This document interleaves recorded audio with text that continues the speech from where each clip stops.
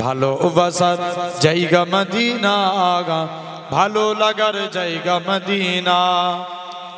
একই দিন কবরে যাব, কেউ তো যাবে না। একই দিন কবরে যাব, কেউ তো যাবে না। যাবে আমার সাগে মদিনা, ভালো লাগার জায়গা মদিনা। ভালোবাসার জায়গা মদিনা, ভালো লাগার জায়গা মদিনা। আল্লাহ হুম্মা। দূর থেকে কোন গান একটু গলা বসে যাবে না, গলা বসে যাবে, টেনে নিচ্ছে। কাপড়ের গরম দেখাবেন না, কাপড় খুলে দিলেন। বাবা তুমি যে লজ্জাস্থান ঢেকে আছো, এটাও আমার টাকা। চাচা এই কাজ করবেন না, দরকার হয় পরে ডবল দিয়ে দেবো। না, এসব মানা যাবে না। মুসলমান করে ছেলে মেয়েরা, আপনারা তরুণেরা, হে নবী প্রেমিকেরা, হযরত আব্দুল্লাহ রাদিয়াল্লাহু তাআলা আনহু হুজুর আমার ঝরঝর করে কাঁদে।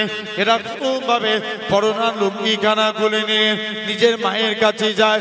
ও জনম দুঃখী মা, মা গো, তুমি আমাকে একখানা চাদর খানা দাও। তুমি আমার দিকে তাকাবে না, মায়ের দিকে। এরকম ভাবে মায়ের কাছ থেকে একখানা চাদর নিয়ে দৌড়ে দৌড়ে আল্লাহ নবীর হুজরা মোবারকে গেলেন। ইয়া রাসূলুল্লাহ, হাবিবাল্লাহ, হুজুর বিয়াদবি মাফ করেন, হুজুর আপনার কাছে এসেছি। হুজুর বিয়াদবি মাফ করেন, হুজুর আপনার কাছে এসেছি। আল্লাহ নবী বলে, ও বাবা যুবক, চলে যাও চলে যাও। কি ব্যাপার বলো? নিজে যার বাড়ি ছিল মক্কা এবং মদিনার মাঝখানে, আল্লাহ নবীর কাছে গেলেন খালি পায়ে খালি গায়ে, দৌড়ে দৌড়ে আল্লাহ নবীর কাছে চলে গেলেন। ইয়া রাসূলুল্লাহ, হাবিবাল্লাহ, আল্লাহ নবী সালামের উত্তর দিলেন। ও বাবা আব্দুল্লাহ, তুমি কেন সালাম দাও? ইয়া রাসূলুল্লাহ, হাবিবাল্লাহ, ইসলাম মানার জন্য মক্কার কাফেররা আমাকে বস্ত্রহীন করে দিয়েছে। আল্লাহ নবী বলে, ও বাবা আব্দুল্লাহ, মনে কষ্ট লিওনি বাবা, মনে দুঃখ লিওনি। আমি রাসূলুল্লাহ জানিয়ে দিলাম, আজকের দিনে আল্লাহ তোমায় বস্ত্রবালা করে দিবে। এরকম ভাবে নবী বললেন, বাবা সবর করো। নবী গেলেন আর এলেন, দুইখানা জুব্বা দিয়ে আব্দুল্লাহর হাতে দিয়ে দিলেন। হযরতে আব্দুল্লাহ বলেন, আল্লাহ পাক, আমি কত বড় সৌভাগ্যবান, মক্কার কাফেররা আমার গায়ে দিয়ে বস্ত্র কেড়ে নিয়েছে, আর আজকের দিনে আমি হাবিবুল্লাহর পরনার বস্ত্র পেয়ে গেছি। আর একটু জোরে হবে না? যাও, আমি আজকে কেন না, ঠিক আছে, এমনি সাউন্ডটা দূর থেকে করতে পারছো। এটা কি আছে? হ্যাঁ,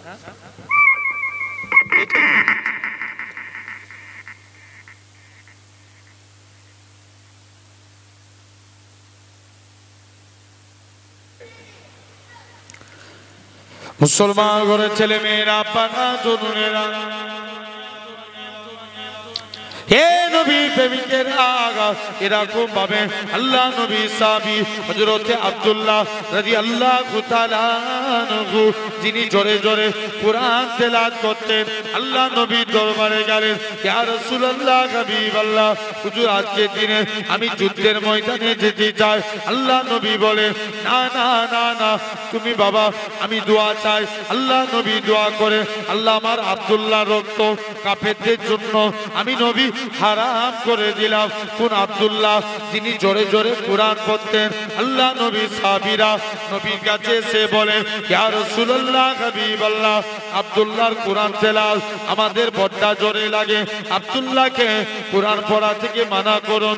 আল্লাহ নবী বলে, ও বাবা সাহাবীরা, তোমরা আমার আব্দুল্লাহর মনে দুঃখ দিওনি, আমার আব্দুল্লাহর মনে কষ্ট দিওনি, কারণ আমার আব্দুল্লাহ দুনিয়া বেঁচে ইসলাম কবুল করেছে। কোন আব্দুল্লাহর কথা বলি? যিনি এরকম পাবে 3 দিন পরে খবর আসলো, আল্লাহ নবী সাহাবী, আল্লাহ নবী বলে, ও বাবা সাহাবীরা, তুমি আমার আব্দুল্লাহর মনে দুঃখ দিওনি, আমার আব্দুল্লাহর মনে কষ্ট দিওনি, কারণ আমার আব্দুল্লাহ দুনিয়া বেঁচে ইসলাম কবুল করেছে। কোন আব্দুল্লাহর কথা বলি? যিনি এরকম পাবে 3 দিন পরে খবর আসলো, আল্লাহ নবী সাহাবী আব্দুল্লাহ ইন্তেকাল হয়ে গেছে। নবী আমার আব্দুল্লাহর কবরের দিকে চলে গেলেন। নবী আমার আব্দুল্লাহর কবরে নেমে গেলেন।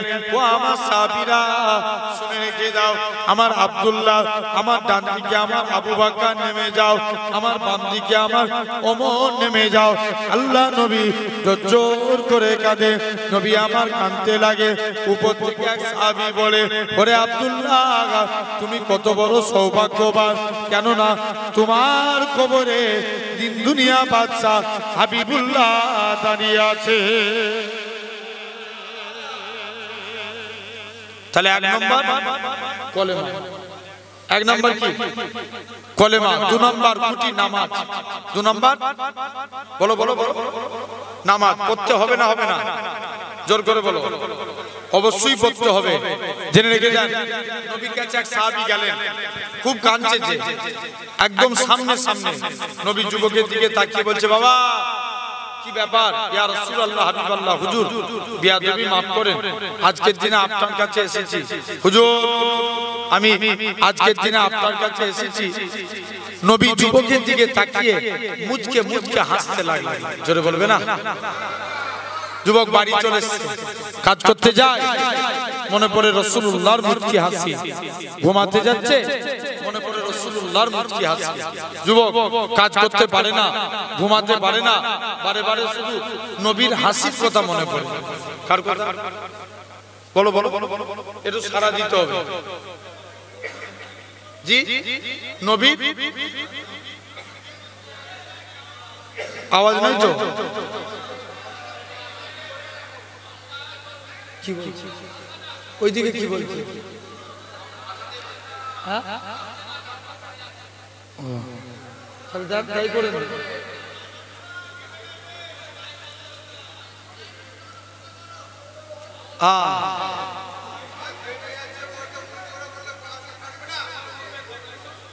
জেনে রেখে যান সোনার ভাইরা, পাড়া তরুণেরা, তথাপিও এদিকে লক্ষ্য করে। এখন নবীর সাহাবী নবীর কাছে গেলেন, নবীর কাছে যে চুপ করে দাঁড়িয়ে আছে।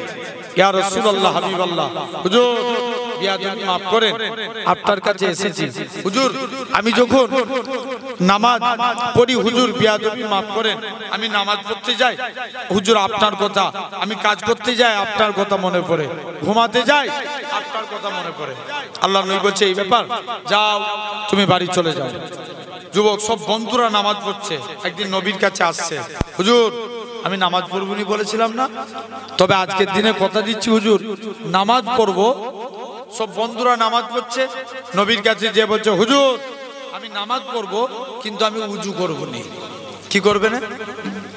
বলো বলো, উজু করবে না। নবী বলছে, এই ব্যাপার, যাও তোমার যা মন চাই তুই করবি, যা। যুবক একদিন বিনা উজুতে মসজিদের দিকে চলে গেছে। মুসলমান করে ছেলে মেয়েরা, তরুণেরা, নবীর প্রেমিকের আগা যুবক ছেলে গানা মসজিদের দিকে চলে গেলেন। যে দেখে নাকি আল্লাহ নবী জামাতা হযরতে শেরে আলী রাদিয়াল্লাহু তাআলা আনহু হুজুর আমার মসজিদে দাঁড়িয়ে দাঁড়িয়ে উজু করে। উজু করার নিয়ম হচ্ছে দুই হাতের কনুই পর্যন্ত দৌত করা। হযরতে আলী বগলের নিচু থেকে হাত দৌত করে। পা ধোয়ার নিয়ম হচ্ছে দুই পায়ের গাঁট পর্যন্ত দৌত করা। হযরতে আলী হাঁটুর নিচু থেকে পা দৌত করে। যুবক ছেলে কানা বলে, হে রাসূলুল্লাহ জামাতা, এ হযরতে আলী তুমি কেন এত বেশি বেশি করে উজু করো? হযরতে আলী বলে, ওগো বাবা যুবক, আল্লাহ নবীর মুখ থেকে শুনেছি, আল্লাহ নবী জানিয়েছেন যে প্রকৃত উজুদার হবে উজুর পানি শরীরে যেই যেই জায়গায় ঠেকবে, কাল কিয়ামতের ময়দানে তার শরীরের ওই জায়গা থেকে নূর চমকাতে থাকবে। কি চমকাবে? নূর। তাহলে 2 নম্বর আমাদের নামাজ পড়া লাগবে, বলো ইনশাআল্লাহ। 3 নম্বর খুঁটি রোজা। এই আর 1.5 মাস পর রোজা আছে। এবছরে দেখবেন তুলনামূলক একটু ঠান্ডা কম, এই গরম কম, ঠিক কি না? তারপরে আমরা রোজা রাখবো। গত বছর তার আগের বছরে সূর্যের কি তাপমাত্রা ছিল? 44 ডিগ্রি 46 ডিগ্রি এরকম তাপমাত্রা ছিল। কেরালার একটা যুবক সূর্যের বিরুদ্ধে মামলা করেছে। কার বিরুদ্ধে? জোরে বলো। যে সূর্যকে একটু ঘিরার ব্যবস্থা করো। সূর্য তামাম পৃথিবীর মানুষকে হারিয়ে দিয়েছে। আল্লাহর কসম, সূর্য রোজাদার বান্দার কাছে হেরে গেছে। আর একটু জোরে বলবে না? আসেন, 3 নম্বর হয়ে গেল। 4 নম্বর যাকাত প্রদান করা, 5 নম্বর হজ। তো আসেন, আমার আলোচনা আজকে অন্য লাইনে হবে। আল্লাহ যদি তৌফিক দেন, অল্প টাইমে কিছু আপনাদের কাছে আলোচনা। বাপ, এই জায়গায় বসেছেন, আমাদের মধ্যে হবে না? হবে না? জোর করে সবাই মিলে বলো। ভাই, এখানে বসেছি আমরা, কারা কারা আল্লাহকে খুশি করতে চায় একবার হাত তুলে দেখান। তাকবীর দেন দেখি। না রে তাকবীর। একজন দেন, সবাই মিলে বলেন।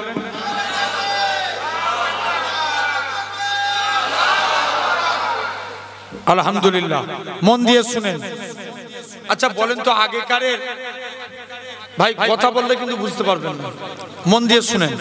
আগেকার যুগের মুরব্বীরা এরা কবরকে নিয়ে ভাবতো। আচ্ছা এখনকার যুবকরা আমরা ভাবি কবরকে নিয়ে? জোর করে বলো। আমরা ভেবে নিয়েছি মরবই নি, আর যদিও বা মরি ফেরেশতাদের সঙ্গে বোঝাপড়া করে নেব। আছে না নাই? অনেকে আবার জিম করে বডি দেখায়। কাজে লাগবে? বলো, কথা বলে না। কিছু কাজে লাগবে না। কবরটা কারোর জন্য জান্নাত, আবার কবর কারোর জন্য জাহান্নাম। আছেন, আমরা হাজারো চেষ্টা করলেও মরণ থেকে বাঁচতে পারবো না, কিন্তু যদি আমরা চেষ্টা করি আযাব থেকে বাঁচতে পারবো। কি থেকে? আযাব থেকে। মন দিয়ে শুনবেন। এই আযাব থেকে বাঁচতে গেলে টোটাল 8টা আমল করা লাগবে। কটা? 8টা। আছেন, তার আগে আল্লাহ দুনিয়াতে কিছু নিয়ামত দেখান। ভাই জেনে রাখেন, ফুরফুরা শরীফের নাজমুস সাদাত নোয়া হুজুর পীর কেবলা রহমাতুল্লাহ আলাইহি 25 বছর আগে ইন্তেকাল হয়েছে। হুজুর কেবলা বড় ছেলে বাকিবিল্লাহ হুজুর 25 বছর পরে ইন্তেকাল হলেন। নোয়া হুজুর কেবলা দেখবেন, দাদা হুজুর কেবলার মাজারে জায়গা শর্ট না? বাকিবিল্লাহ হুজুরের কবর নোয়া হুজুর কেবলার কবরের দিকে একটু চেপে গেছে, লাশ বেরিয়ে গেছে। 25 বছর আগে ইন্তেকাল হয়েছিলেন, লাশ বেরিয়ে গেছে। লাশ তো দূরের কথা, কাফন পর্যন্ত টাটকা আছে। জোরে বলে। আর একটু চিল্লে বলা গেল না? জেনে রেখে দেন, এরকমও আল্লাহ নিয়ামত দেখান যে বান্দা তারপরেও তোরা হেদায়েতের পথে ফিরায়। আবার আরো একটা কবরস্থান ঘিরা হচ্ছিল। কবরস্থান ঘিরতে ঘিরতে এক সাহাবীর লাশ বেরিয়ে গেছে। কপালে 1500 বছর আগে তীর ঢুকে গেছিল। তীর বার করে যে জায়গাটায় তীর ঢুকে গেছিল আগুন দিয়ে টিপে ধরে আছে। যেই আগুন সরিয়ে দিচ্ছে, ফিচকিরি দিয়ে রক্ত বার হচ্ছে। জোরে বলে। আল্লাহ এরকম নিয়ামত দেখান বান্দা, তারপরেও তোরা আমি আল্লাহ আমার পথে ফিরাই। আল্লাহ এমনও দুনিয়াতে কিছু নিয়ামত দেখিয়েছেন। এক পুরুষ, তার বুক পকেটে কিছু ডকুমেন্টস ছিল। কি ছিল? ডকুমেন্টস। কবরে মাটি দিতে গেছে, কবরের ভিতরে সব ডকুমেন্টস পড়ে গেছে। মনে মনে করছে ইমাম সাহেবকে, যে বলছে ইমাম সাহেব মনে হচ্ছে আমার ডকুমেন্টস সব কবরের ভিতরে চলে গেছে। ইমাম সাহেব বলছে চলো। তিনি কবরের মাটিটা সরালেন। যে দেখে, স্বাভাবিক দেখবেন একটা মানুষের জিভ বার হয়ে হাতের 1 তালু পর্যন্ত। কয় তালু? 1 তালু। যে কবর খুলে দেখে ওই মানুষটার জিভটা কোমর পর্যন্ত শিক তার দিয়ে টানা আছে। মন দিয়ে শুনবেন। তার মানে বুঝে নিতে হবে জবানের গোলমাল। কিসের? এই অবস্থা দেখে ইমাম সাহেব সব ওই লোকেরা সব অজ্ঞান হয়ে গেল। দেখবেন নবীর কাছে এক সাহাবী গেলেন, তার 2টা সমস্যা ছিল। নবী বলছেন হাদিস শরীফ, মিন লিসানিহি ওয়া ইয়াদিহি, যে মুখ এবং হাতের দ্বারা অপর মানুষকে কষ্ট দিল না, সেই হলো প্রকৃত মুসলমান। জোরে বলেন। এখন নবীর কাছে গেলেন। নবীর কাছে যে সাহাবী 2টা সমস্যা, 1 নাম্বার মদ খেত, 2 নাম্বার জিনা করত। কি খেত? বলো বলো বলো। আর জিনা করত। নবীর কাছে গেলেন, যে বলছে হুজুর আমি ভালো হতে চাই, আমাকে আমল বলুন। আল্লাহ নবী বলছে বাবা ভালো হবে তুমি ওয়াদা করো আমি মুখ দিয়ে কোনোদিন মিথ্যা কথা বলবো না। কি কথা? জোরে বলো। মিথ্যা কথা বলবো নি। সাহাবী আর নবীর কাছে ওয়াদা করে দিচ্ছে, ঠিক আছে হুজুর আমি মিথ্যা কথা বলবো নি। একদিন নবীর দরবারে চলে গেছে, নবীর দরবারে যে চুপ করে দাঁড়িয়ে আছে। নবী বলছে, বাবা তুমি মিথ্যা কথা বলবে না, তুমি বলেছো তো? জি হুজুর। বাবা তুমি মদ খেয়েছো? কি বলছে? ও তো ফেঁসে গেছে, বুঝতে পারছো না? ও মদ খেয়ে এসছে নবীর দরবারে। নবী জিজ্ঞেস করছে, তুমি মদ খেয়েছো? ওয়াদা করেছিল কি বলবো নি। নবীকে বলছে, হুজুর আমি মদ খেয়ে ফেলেছি, কথা দিলাম জীবনে মদ খাবো না। জোরে বলবে না? আরেকটু জোরে বলো। আবার একদিন জিনা করে নবীর দরবারে গেছে। নবী বলছে, বাবা তুমি জিনা করেছো? ইয়া রাসূলুল্লাহ হাবিবাল্লাহ, হুজুর আমি জিনার কাজ করে ফেলেছি, তবে কথা দিলাম জীবনে কোনোদিন আর জিনার কাজ করবো না। জোরে বলা গেল না? তাহলে আমাদেরও জবানের হেফাজত করব, বলো ইনশাআল্লাহ। দেখবেন এই এলাকায় হয়, আমাদের ওই সাইডে এক লোকের নাম রেজাবুল, তাকে ডাকে ডের ব্যাটারি বলে। নাম কি বললাম? জোরে বলো। রেজাবুল, আর ডাকে ডের ব্যাটারি। কদিন আগে একটা ভিডিও ভাইরাল হয়েছিল, এক বুড়িকে 63 বললেই রেগে যেত, হতো না? তাহলে কারো নাম খারাপ করা যাবে? যাবে না। আসেন তাহলে এরকম আল্লাহ দেখায়। আমি একটা কিতাব পড়ছিলাম, যে কিতাবটার নাম ভয়ঙ্কর আযাবের ঘটনা। মন দিয়ে শুনো। পাকিস্তান এক পথিক রাস্তা দিয়ে হেঁটে হেঁটে যাচ্ছে, কবরস্থানের ভিতর দিয়ে আওয়াজ শুনতে পাচ্ছে, কে আছো আমাকে বাঁচাও বাঁচাও। পথিক কি করলেন? তাড়াতাড়ি করে পথিক ইমাম সাহেবের কাছে চলে গেলেন। ইমাম সাহেব, কবর থেকে একটা আওয়াজ শুনতে পাচ্ছি। ইমাম সাহেব বলছে, চলো।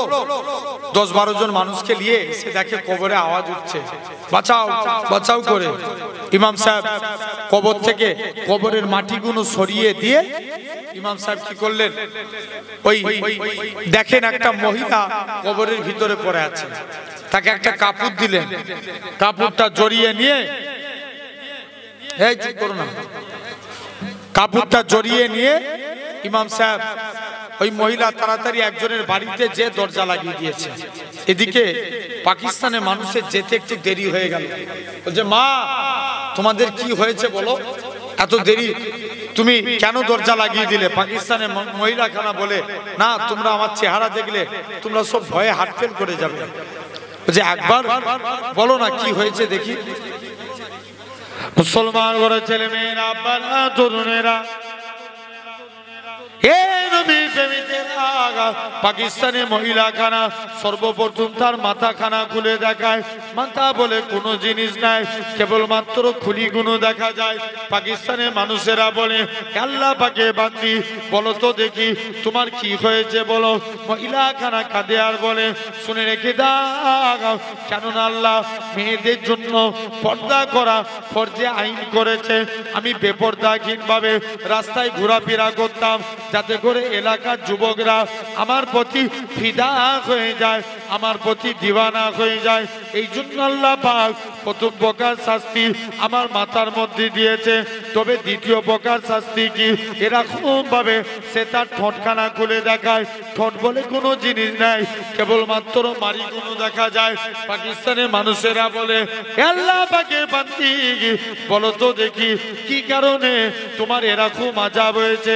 মহিলা খানা কাঁদে আর বলে, কেননা মেয়েদের মুখ ঢেকে রাখা ফরজ, কিন্তু আমি বেপরদাহীনভাবে রাস্তায় ঘোরাফেরা করতাম মুখ খুলে, যাতে করে এলাকার যুবকরা আমার প্রতি ফিদা হয়ে যায়, আমার প্রতি দিওয়ানা হয়ে যায়। এই জন্য আল্লাহ পাক দ্বিতীয় প্রকার শাস্তি আমার ঠোঁটের মধ্যে দিয়েছে।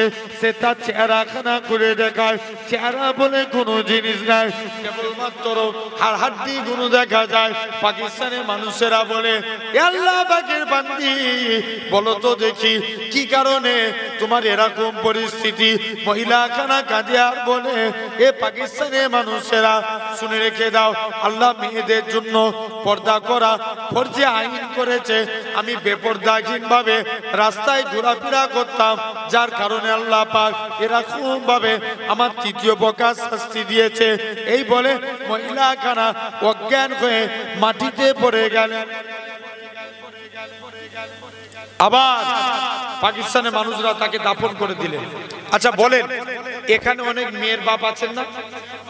কথা বলেন, জোর করে বলো, আছে না নাই? আছে। ভাই, আপনি আপনার মেয়েকে ভালো যুক্তি দেন, তারপরেও যদি সে না শুনে একটা কঞ্চি কাটেন, কঞ্চি করে চাপকান। এর অনেক ভাই আছে না? কথা বলেন, আছে না নাই? অনেক ভাই আছে, বোনেরা বেপরদাহীন ভাবে রাস্তায় ঘোরাফেরা করে, কথা না শুনলে কঞ্চি করে চাপকান। নবীর জামানায় এক মহিলা, তার স্বামী বিদেশে কাজে গেলেন, স্ত্রীকে বলে যাচ্ছে, স্ত্রী আমি বাড়িতে না আসা পর্যন্ত তুমি বাড়ি থেকে পা বার করবে না। বলছে ঠিক আছে। স্ত্রী কি করলেন, কিছুদিন পর তার স্বামীটা, তার বাপের খুব শরীর খারাপ, নবীর দরবারে খবর পাঠিয়েছে, হুজুর আমি কি আমার আব্বাকে দেখতে যেতে পারি? আল্লাহ নবী বলছে, মা তোমার না যাওয়াটাই উত্তম, যেহেতু তোমার স্বামী মানা করেছে। মেয়েটা চুপ করে রয়ে গেল। কিছুদিন পর তার আব্বা আবার ইন্তেকাল হয়ে গেছে। মেয়েটা আবার বলছে, হুজুর এবার কি আমি আমার আব্বাকে দেখতে যেতে পারি? আল্লাহ নবী বলছে, মা তোমার না যাওয়া উত্তম, তবে তুমি যদি যাও তোমার ব্যক্তিগত ব্যাপার। মেয়েটা সবর করে রয়ে গেলে। কিছুদিন পর মেয়েটা স্বপ্ন দেখছে তার বাপটা আল্লাহর জান্নাতি হয়ে ঘুরছে। বাপ বলে, মারে দুনিয়ার জমিনে আমার এমন কোন নেক আমল থাকে না যার ওসিলে আমি নাজাত পেতাম, কিন্তু তোর ব্যবহারটাকে, তোর আখলাকটাকে আমার আল্লাহ কবুল করে নিয়ে তুই মেয়ে, তোর ওসিলায় আমি তোর বাপকে জান্নাতি করে দিয়েছি। তাহলে আমরাও মানার মতো মানবো, বলো ইনশাআল্লাহ, জোর করে বলো, জেনে রেখে দেন। তাহলে মেয়েদেরকে ভালো যুক্তি দেবো না খারাপ? কথা বলে না, জোরে বলো, ভালো যুক্তি দেবো। দেখেন, নবীর এক ইহুদি তার মেয়ের বিয়ে ঠিক করেছে। কিসে? বলো বলো, বিয়ে। মেয়ে বলছে, মা আমি তোমার বিয়ে দেবো। বলছে, যাও, বিয়ে তো হবে ঠিক কথা, তবে মা, মেয়ে বলছে, আব্বা আমাকে একটা দিন সময় দিতে হবে। মেয়েটা মনে মনে করছে, আল্লাহ আমি যার কাছেই যাই সেই আমাকে খারাপ যুক্তি দেয়, তবে নবী কন্যা ফাতেমার কাছে গেলে ফাতেমা আমাকে খারাপ যুক্তি দেয় না, সবসময় ভালো যুক্তি দেয়। জোরে বলে। ফাতেমার কাছে চলে গেলেন। ফাতেমা, আমার আব্বা আমার বিয়ে ঠিক করেছে, আমি কি বিয়ে করতে রাজি? মুসলমান ঘরে ছেলে মেয়েরা, তরুণেরা, হে নবী প্রেমিকেরা, ইহুদির মেয়েখানা আল্লাহ নবী বেটি ফাতেমা রাদিয়াল্লাহু তাআলা আনহার কাছে দৌড়ে দৌড়ে চলে গেলেন। ফাতেমা, আমার আব্বা আমার জন্য বিবাহ ঠিক করেছে, আমি কি বিয়েতে রাজি হব? ফাতেমা বলে, বুনি ইহুদি, বাপ মা সন্তানের জন্য কখনো খারাপ চাই না, তুমি তোমার বাপ মায়ের কথা মতো বিবাহ করে নাও। ইহুদির মেয়েখানা বলে, ফাতেমা ঠিক আছে আমি বিয়ে করতে রাজি, তবে ফাতেমা শুনে রেখে দাও তোমাকে আমার বিয়েতে যাওয়া লাগবে। ফাতেমা বলে, না না না না, এটা মানা যাবে না, তোমরা হলে ইহুদি, আমরা হলাম মুসলমান, কেমন করে তোমাদের বিয়েতে আগে যায়, এটা মানা যাবে না। ইহুদির মেয়েখানা আল্লাহ নবী বেটি ফাতেমা রাদিয়াল্লাহু তাআলা আনহাকে জোর করে রাজি করালেন। ফাতেমা বলছে, ঠিক আছে, আল্লাহ যদি রাজি থাকে আমি ফাতেমা তোমার বিয়েতে যাব, তবে আজকের দিনে চলে যাও। যাও, আল্লাহ যদি রাজি থাকে আমি যাব। ইহুদির মেয়ে তার বাপের কাছে কদিন সময় চেয়েছিলেন? কথা বলে না, বলো বলো, একদিন। বলছে, আব্বা আমি বিয়ে করব বলেছিলাম না, যান আপনার কথা মতো আমি বিয়ে করতে রাজি, তবে আব্বা বিয়ে করব। মেয়ে বাপ তো বিরাট খুশি, তাড়াতাড়ি করে কুটুম আত্মীয় সব দাওয়াত করে বলছে, মা তুই আমার একমাত্র মেয়ে, আমি বিবাহিত, তোর বিবাহ দেবো অনেক বড় করে। বলছে, আব্বা আমি আমার অনেক বন্ধু বান্ধবীকে দাওয়াত করেছি, তবে নবী কন্যা ফাতেমাকে দাওয়াত করেছি। যেটা বলবেন না। বাপ বলছে, মাথা খারাপ? ফাতেমা বিয়ে বাড়িতে এলে সব গোলমাল হয়ে যাবে? সে ছিঁড়া ফাটা তালি দিয়া জামা পরে, আর তুই কত তোর বিয়েতে কত নামি দামি ব্যক্তি আসবে। বলছে না, এসব মানবো নি। ফাতেমা বিয়েতে এলে বিয়ে হবে, নচেত হবে না। জোরে বলবে না। এখন ইহুদি চালাকি করছে কে? বলো বলো বলো। ইহুদি বলছে ঠিক আছে ফাতেমা আসতে পারে, তবে ফাতেমাকে নতুন কাপড় পরে আসা লাগবে। কি পরে? নতুন কাপড় পরে। আর ফাতেমা নতুন কাপড় পরিধান করবে। ইহুদি জানে ফাতেমা কাপড় কিনতে আল্লাহ একটু জোরে বলো পারবে না। পারবে? পারবে না। বলছে যাও তুমি ফাতেমার গায়ে দিয়ে তুমি একখানা নতুন কাপড় পরে এলে বিয়ে বাড়িতে আসবে। ফাতেমা বলছে, ইহুদির মেয়েখানা ফাতেমার কাছে চলে গেলে, ফাতেমা তুমি আজকের দিনে চলো, তোমাকে আমার বিয়েতে যা লাগবে। ইহুদির মেয়ে মনে মনে করছে যদি ফাতেমা শাড়ি না কিনতে পারে, দরকার হয় আমি একটা ফাতেমাকে শাড়ি কিনে দেবো। কে বলছে? ইহুদির মেয়ে এই নিয়ত করে ফাতেমার কাছে চলে গেছে। মুসলমান ঘরের ছেলে মেয়েরা, তরুণেরা, এ নবী প্রেমিকেরা, ইহুদির মেয়েখানা আল্লাহ নবী বেটি ফাতেমা রাদিয়াল্লাহু তাআলা আনহার কাছে চলে গেলেন। ফাতেমা তোমাকে আমার বিয়েতে যা লাগবে। ফাতেমা বলে ঠিক আছে, আমি তো তোমার বিয়েতে যাব বলেছি। ইহুদির মেয়ে বলে ফাতেমা তোমাকে নতুন কাপড় পরে যা লাগবে। ফাতেমা বলে না না না না, এটা মানা যাবে না, আমার কাছে তো নতুন কাপড় নাই, আমি কেমন করে যাব। ফাতেমা বলে ঠিক আছে, তবে আজকের দিনে তোমাকে আমি একটা কাপড় দান করে দিলাম। ফাতেমা বলে না না না না, এটা মানা যাবে না, আমার আব্বা জান যদি দুনিয়ার সম্পত্তি চাইতো, আমার আল্লাহ পাক তাম পৃথিবীর সম্পত্তি আমার আব্বা জানের কদমে রেখে দিতে। শুধু তাই নয়, আল্লাহ নবী বেটি ফাতেমা বলে ঠিক আছে আমি বিয়েতে যাব, তবে নতুন কাপড় পরে। ফাতেমা নামাজ পড়ে আল্লাহর কাছে দোয়া চায়, আল্লাহ পাক তুমি আজকের দিনে, আমি ফাতেমা তোমার কাছে দোয়া চাই, আল্লাহ তুমি আজকের দিনে একটা কাপড়ের বন্দোবস্ত করিয়ে দাও। আল্লাহ নবীর বেটি ফাতেমা নামাজ পড়ে দোয়া চায়। দোয়া চাইতে দেরি, কাপড় আসতে দেরি হলো না। ফাতেমা বলে ঠিক আছে, আজকের দিনে কাপড়খানা নিয়ে আল্লাহ নবীর হুজরা মোবারকে গেলেন। ইয়া রাসূলুল্লাহ, হাবিবাল্লাহ, আব্বা জান আমি ফাতেমা একখানা শাড়ি পেয়েছি। আল্লাহ নবীর কাছে জিবরাইল আমিন চলে আসে। ইয়া রাসূলুল্লাহ, হাবিবাল্লাহ, ফাতেমার ব্যবহারে আল্লাহ খুশি হয়ে গিয়ে জান্নাতুল ফেরদাউস থেকে ফাতেমার জন্য শাড়ি খানা পাঠিয়েছে। আল্লাহ নবীর বেটি ফাতেমা রাদিয়াল্লাহু তাআলা আনহা শাড়িখানা পরিধান করে ইহুদির বিয়ে বাড়িতে চলে গেলেন। ইহুদির বিয়ে বাড়িতে যে গেটের কাছে দাঁড়িয়েছে, এমন ফাতেমা শাড়ি থেকে এমন নূর চমকাতে লাগে, গোটা ইহুদির বিয়ে বাড়িটা নূর আর নূর আলোয় আলোকিত হয়ে গেছে। আল্লাহ নবী বলছে ফাতেমা তুমি এই যাও।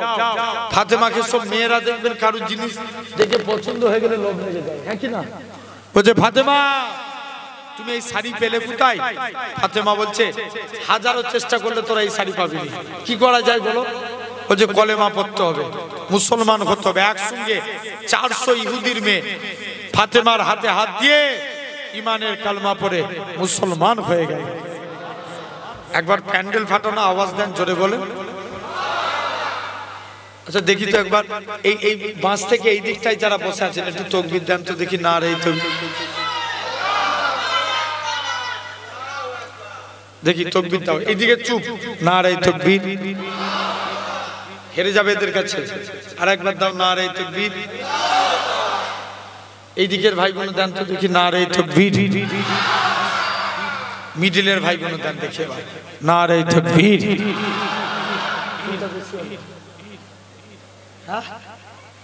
একসঙ্গে সবাই দেন দেখি, না রে তাকবীর। আলহামদুলিল্লাহ। তো জেনে রেখে দেন, তাহলে আমাদের ঘরের মেয়েদেরও আমরা এরকম শিক্ষা দেবো, বলো ইনশাআল্লাহ। আছেন তো? আমি যে আলোচনাটা করব বলছিলাম, তাহলে আযাব থেকে বাঁচতে গেলে টোটাল কটা আমল বলেছি? টোটাল 8টা। আসেন মন দিয়ে শুনেন ভাই, এই হাত ভেঙে গেছে, কষ্ট কম না বেশি? বলো বলো, বেশি না? আপনি বেঁচে আছেন, চোখে রড ঢুকে গেছে, কষ্ট কম না বেশি? অনেক বেশি। বেঁচে আছেন আপনার, আমি পশ্চিম মেদিনীপুরে এক জায়গায় নিজের চোখে দেখা, হাতে ক্যান্সার হয়েছে, পোকা লিল্লির করছে। ও কত কষ্ট জানবেন? দুনিয়ার কষ্ট থেকে মরণের কষ্ট তার থেকে 70 গুণ বেশি। কত গুণ? 70 গুণ। বান্দা মারা যাবে, কবরে রেখে দিয়ে চলে আসা হবে বান্দাকে। বলুন তো বাপ, আপনি 1 লাখ টাকা খরচা করে বাড়ি করেছেন, 50 লক্ষ টাকা খরচা করে বাড়ি করেছেন, ইমাম সাহেব অমুকের জানাজা, আপনাকে আসর পর্যন্ত রাখবে? বলো, রাখবে? একবার ফিল করে দেখো যুবক, রাখবে না। এরকম ভাবে বান্দাকে খাটিয়ায় করে 10 মিনিট আগে নিয়ে যাবে, জানাজার ময়দানে নিয়ে চলে যাবে। মুসলমান করে ছেলে মেয়েরা, বাবা তরুণেরা,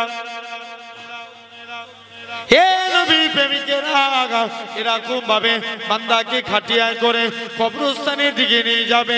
কবরস্থানের দিকে নিয়ে যেতে বান্দা খানা যারা বদকার হবে, এলাকার মানুষদের বলবে, হে আমার এলাকার মানুষেরা, তোমরা আজকের দিনে আমার কাছ থেকে আমাকে এত তাড়াতাড়ি কবরস্থানের দিকে নিয়ে যেও না, কেননা আমার কবরের মধ্যে আমি যা জিনিস দেখতে পাচ্ছি, যদি তোমরা দেখতে পেতে তোমরা আমাকে কবরস্থ করতে না। আল্লাহ নবী বলেন, যারা ইমানদার হবে, যারা নেককার হবে, এলাকার মানুষদের বলবে, ও আমার আত্মীয় স্বজনেরা, তোমরা আমার লাশটাকে তাড়াতাড়ি করে কবরস্থানের দিকে নিয়ে চলো, কেননা আমি আমার কবরের মধ্যে আল্লাহর দয়ার জান্নাত দেখতে পাই। আল্লাহ নবী বলছেন বান্দাকে কবরে রেখে দিয়ে চলে আসা হবে। আচ্ছা বলেন তো, একবার চিন্তা করে দেখেন, এখানে এতগুলো লাইট জ্বলছে, হঠাৎ করে যদি বন্ধ হয়ে যায় কি হবে? জোর করে বলুন, অন্ধকার হবে না? জানবেন দুনিয়ার অন্ধকারের থেকে কবরটা 70 গুণ বেশি অন্ধকার হবে। কত গুণ? 70 গুণ। বান্দাকে কবরে রেখে দিয়ে চলে আসা হবে। 41 পা মুরাদ এসেছে, বান্দাকে তুলে বসাবে। মুসলমানের ছেলেরা, বান্দা তরুণেরা, এরকম ভাবে বান্দাখানা 41 পা মুরাদ এসেছে। কেউ ক্যান্সার রোগে মারা গেছে, আল্লাহ তার রোগকে ভালো করে দিবে। কেউ প্যারালাইসিস হয়ে মারা গেছে, আল্লাহ তাকে ভালো করে দিবে। কেউ এমনি অ্যাক্সিডেন্টে মারা গেছে, সেও ভালো হয়ে যাবে। আল্লাহ নবী জানায়, এরকম ভাবে কবরবাসী এলাকার মানুষদের পায়ের আওয়াজ শুনতে পাবে, ওই আমার আত্মীয় স্বজনেরা, তোমরা আমায় কোথায় রেখে দিয়ে চলে গেলে? এই দেখো আমি উঠে বসে আছি, কেউ তার কথা শুনতে পাবে না। কবরবাসী অন্ধকার কবর থেকে ঘাবড়ে যাবে, কবরের মাটিতে উঠে দাঁড়াবে, বাসগুলো কবরের মাথায় তাদের মাথায় টেকে যাবে। কবরবাসী চিৎকার করে বলবে, ঝরঝর করে কাঁদতে লাগবে। এমন সময়তে প্রতিটা বান্দা বান্দি কবরে, মুনকার নাকির ফারিস্তা আসার আগে প্রতিটা বান্দা বান্দি কবরে হযরতে রুমান আলাইহিস সালাম আসবে, বান্দাকে তুলে বসাবে। এ দুনিয়ার জমিনের বান্দা, আল্লাহ তোমায় 30 বছর হায়াত দিয়েছিল, আল্লাহ তোমায় 50 বছর হায়াত দিয়েছিল। তোমার যৌবন হালতটাকে, যুবক বয়সটাকে কোন কাজে ব্যয় করে চলি গো? হযরতে রুমান আলাইহিস সালাম কি নেককার বলেন, কি বদকার বলেন, প্রতিটা বান্দা বান্দির মাথার দিক থেকে এক টুকরা কাপনের টুকরা ছিঁড়ে বলবে, এই কাপনের টুকরাটা হবে তোমার জন্য খাতা, সাদাত আগুলটা হবে তোমার জন্য কলম, মুখে থুতুটা হবে তোমার জন্য কালি। বান্দা মুখ থেকে থুতু নিয়ে কালি নিয়ে সাদাত আগুলে করে কাপনের উপর লিখতে থাকবে। লিখতে লিখতে বান্দার মুখে থুতু পুড়িয়ে যাবে, তথাপিও লিখা শেষ হবে না। এ নওজোয়ান যুবকেরা, তুমি আমি কি বলে রেখাই পাবো? তোমার আমার হাত সাক্ষী দিবে। আল্লাহ পাক বলো তো দেখি, যে হাত কেটে গেলে আমরা মলম লাগাই, শীতে হাত ফেটে গেছে আমরা তাড়াতাড়ি করে শীতের জিনিস লাগাই, এরকম ভাবে এই হাত কাল কিয়ামতের ময়দানে তোমার বিপক্ষে চলে যাবে। আল্লাহ এই হাত দিয়ে বান্দাটা মানুষের উপর জুলুম করেছে, আপনার আমার পা সাক্ষী দিবে। আল্লাহ পাক এই পা দিয়ে বান্দাটা মসজিদের দিকে যায় না, মাদ্রাসার দিকে যায় না, এরকম ভাবে আপনার আমার কান সাক্ষী দিবে। আল্লাহ পাক এই কান দিয়ে বান্দাটা গান বাজনা শুনে কাটিয়েছে, পরের গীবত গিল্লা শুনেছে, এরকম ভাবে আপনার আমার পা সাক্ষী দিবে। এরকম প্রতিটা অঙ্গ প্রত্যঙ্গ আপনার আমার বিরুদ্ধে সাক্ষী দিবে। আমার আল্লাহ জানাবে, ভাই আমার ফেরেশতারা চলে যাও, চলে যাও, আমার বান্দাটাকে জাহান্নামী করে দাও। বান্দাটাকে জাহান্নামের দিকে নিয়ে যাবে। বান্দা কানা জোর করে কাঁদবে, আল্লাহ পাকে ফেরেশতারা আমাকে একটুখানি সময় দাও, আল্লাহর সঙ্গে দুটো কথা বলে আসি। ফেরেশতারা সময় দিয়ে দিবে। বান্দা কানা জোর করে কাঁদবে, আল্লাহ পাক, আল্লাহ আমি দুনিয়ার জমিনে অন্যায় করেছি ঠিকই কথা, পাপ করেছি ঠিকই কথা আল্লাহ, তবে নাকি আপনি কোরআন পাকের সাথ করেছেন, ওমাইয়া তাকাল আল্লাহকে ফাকুয়া খাসবু, যে বান্দা নাকি আল্লাহ আপনার উপরে ভরসা করে আপনি তার জন্য যথেষ্ট হয়ে যান। আল্লাহ পাক আমি আপনার গুনাহগার বান্দা, আমি আপনার পাপী বান্দা, আল্লাহ আপনার উপরে ভরসা করে রইলাম।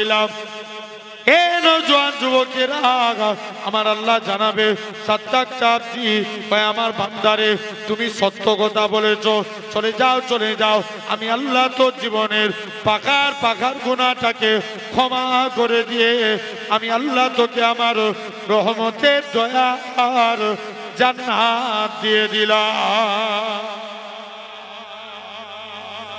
তাহলে ভাবো, হ্যাঁ ভাই জেনে রেখে দেন, তাহলে এই কবরে যেতে হবে। এরপরে আসবে মুনকার নাকির ফেরেশতা। কে আসবে? বলো বলো বলো।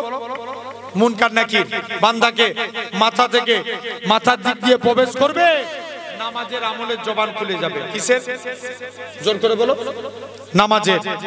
নিরুপায় হয়ে ডান দিক দিয়ে আসবে, রোজার আমলের জবান খুলে যাবে। নিরুপায় হয়ে বাম দিক দিয়ে আসবে, দান সদকা জাকাতের আমলের জবান খুলে যাবে। তাহলে দান করার দরকার আছে না নাই? জোর করে বলো। আরে কথা বলে না, আছে না নাই? আছে। জেনে রেখে দেন, নবীর কাছে এক সাহাবী গেলেন, দুইটা সমস্যা। দেখবেন আমার এলাকায় মেয়ের বিয়ে দিলে হাতে কি পরে মেয়েরা? কথা বলো। কি পরে? চুরি পরে না? মেয়েরা চুরি পরে। আমার এলাকার সিস্টেম, আরবের সিস্টেম, মেয়ে যারা বিবাহিত নারী তারা গায়ে আতর মাখে। কি মাখে? উপরে রাখো। কি তোমার তরফ থেকে? মাশাআল্লাহ। গজল।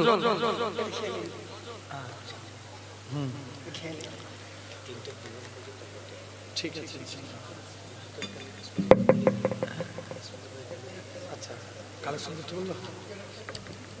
ইনশাআল্লাহ।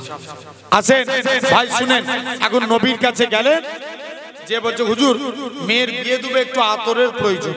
আল্লাহ নবী বলছে যাও তুমি একটা শিশি নিয়ে আসো। নবী ঘেমে গেলেন, ঘামগুলো শিশির মধ্যে ভরে দিয়ে বলছে যাও এগুলো যে তোমার মেয়ের শরীরে মাখিয়ে দাও। কার শরীরে? ভাই আমাদের ঘাম পারফিউম মেখেও কেউ পাশে বসতে পারে? বলছে যাও এগুলো মেয়ের শরীরে মাখিয়ে দাও। যেই মাখিয়েছে সাহাবী বলে আল্লাহর কসম, মেয়ের শরীর থেকে মুস্কি আম্বরের থেকেও বেশি খুশবু চালু হয়ে যায়। এখন সমস্যা মিটে গেছে। নেক্সট হুজুর মেয়ের বিয়ে দেবে, একটু টাকার প্রয়োজন। কিসের? টাকা। আল্লাহ নবী বলছে যাও চলে যাও, তুমি টাকার প্রয়োজন, তুমি আজকে যাও, যে তুমি আমার জুন্নুরাইন উসমান গানির কাছে যাও। উসমানের কাছে গেলেন, যে দেখে নাকি উসমান গানি পিঁপড়ের মুখ থেকে খাবার সরাচ্ছে। কার মুখ থেকে? পিঁপড়ের মুখ থেকে। উসমানের কাছে গেলে উসমানের কাছে লজ্জায় চলে এসছে। দ্বিতীয় দিন গেছে, যে দেখে উসমান গনি বস্তা থেকে তুলো উড়ে যায়,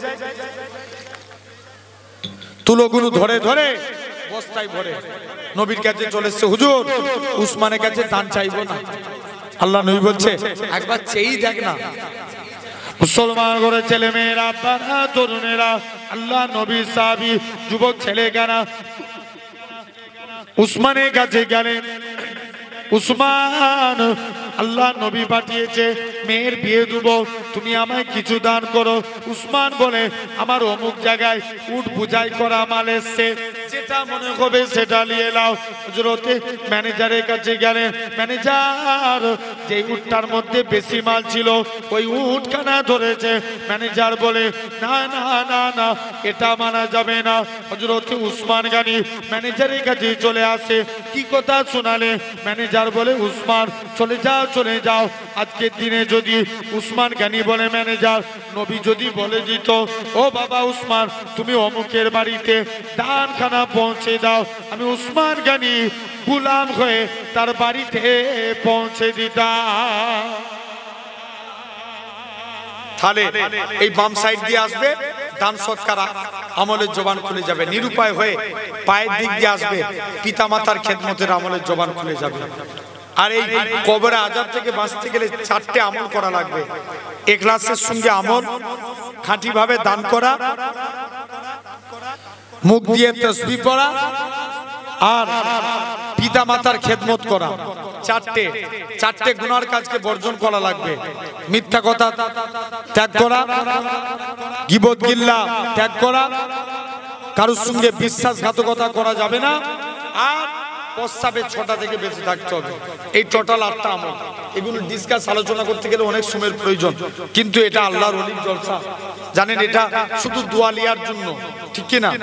আপনারাও বসেছেন কি নেওয়ার জন্য? দোয়ার জন্য। তথাপিও আমি তো এসেছিলাম মনে হচ্ছে আপনাদের এই মসজিদ তলায় আমিরুলদের ওখানে এসেছিলাম। আল্লাহ কবুল করেন। সময় সংক্ষিপ্ত, তারপরেও আপনাদের কাছে এই জলসার জন্য আমার একটু গুরুত্বপূর্ণ, আমার কাছে কমিটির লোকেরা আবদার করেছে, একটু আপনাদের কাছে এই জলসার জন্য কিছু চাইবো, আপনারা দেন। একজন কেউ আছেন আল্লাহর মহাব্বতে, আল্লাহ বলছে বান্দা তোরা জান এবং মালের বিনিময়ে জান্নাত নে। আমরা তো জান দিতে পারিনি, যদি মালের ওসিলায় আল্লাহ নাজাত দেন। একজন কেউ আছেন আল্লাহর মহাব্বতে এই জায়গায় এই নবীর মাহফিলে 1 বছর পরে 10,000 টাকা দিবেন। হাওড়া জেলার লোকেদেরকে বলতে হবে, একটা ভাই 10,000 টাকা। কেউ আছেন? জি, আল্লাহর ওলি গিয়াসউদ্দিন হুজুর রহমাতুল্লাহ আলাইহির ইসালে সওয়াবে 10,000 টাকা আল্লাহর মহব্বতে দিবেন। একটা ভাই কেউ আছেন এতগুলো বাপ ভাইয়ের মধ্য থেকে? একজন হাত তুলে বলতে পারবে কত টাকা কত দিকে চলে যায়? বয়সপুরের মানুষ একজন কে আছেন 10,000 টাকা দিবেন 1 বছর পরে? একটা ছেলে হাত তুলে বলো। আল্লাহর ওলি রুহানি ফায়েজ পাবে, আল্লাহ বরকত দিয়ে দিবে। কেউ আছেন? একটা ভাই, সির্ফ একটা, আল্লাহর জন্য 10,000 টাকা দিবেন। একজন হাত তুলো না। এতগুলো আল্লাহর ওলির পাগলরা বসে আছো, আল্লাহর মহব্বতে যে আল্লাহ তোমার রেজেক দাতা, 1 বছর পরে 10,000 টাকা দিতে পারবেন? কেউ আছেন? একজন হাত তুলে বলেন। হাওড়া জেলা মানুষের কাছে 10,000 টাকা কোনো ব্যাপার? বলেন একজন, সির্ফ একজন হাত তুলে বলেন। আগামী বছর এই জলসায় 10,000 টাকা দিবেন। একজন কেউ আছেন? একটা ভাই হবে না? একজন, সির্ফ একটা ভাই হাত তুলে বলো। আমার বিশ্বাস ইনশাআল্লাহ উঠে যাবে। কে আছেন দেখি? একটা যুবক, আল্লাহ শকর করে বলি যুবকরা পাগলের মতন ভালোবাসে। একটা ভাই হাত তুলে বলেন 10,000 টাকা দিবেন। ভাই জান আমি দেবো 10,000। কেউ আছেন? বলেন না একজন, মনটাকে বড় করে একজন বলেন 10,000 টাকা 1 বছর পরে দিবেন। কেউ আছেন? দিয়ার মতন নাই? বলছি দিয়ার মতন আছে না নাই? হে আমিরুল, একজন কেউ আছেন 1 বছর পরে আল্লাহর মোহাব্বতে 10,000 টাকা সির্ফ একটা ভাই, একজন হাত তুলবে না, মুখ দিয়ে বেরিয়ে গেছে, একজন দিবেন না? যে একটা ভাই হাত তুলে দেন, আমার বিশ্বাস ইনশাআল্লাহ উঠে যাবে। আল্লাহ তুমি একজনকে মিলিয়ে দাও, আল্লাহ তোমার ওলি জলসার জন্য চাইছি, আল্লাহ তুমি একজনের অন্তরকে নরম করিয়ে দাও, আল্লাহ আল্লাহ তুমি একজনের অন্তরকে নরম করিয়ে দেন। বলেন আল্লাহুম্মা আমিন। দেখি আল্লাহর কাছে দোয়া চেয়ে চাইছি, কে আছেন বলেন?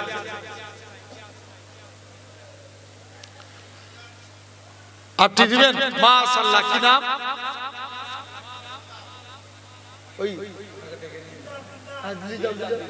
এই একজন দাও তো, দিলদার, আমার দিলদার ভাই, দিলদার ভাই 10,000 টাকা। তাকবীর দেন, নারে তাকবীর, জোরে দেন নারে তাকবীর, নারে তাকবীর। দিলদার 10,000 টাকা, মাশাআল্লাহ।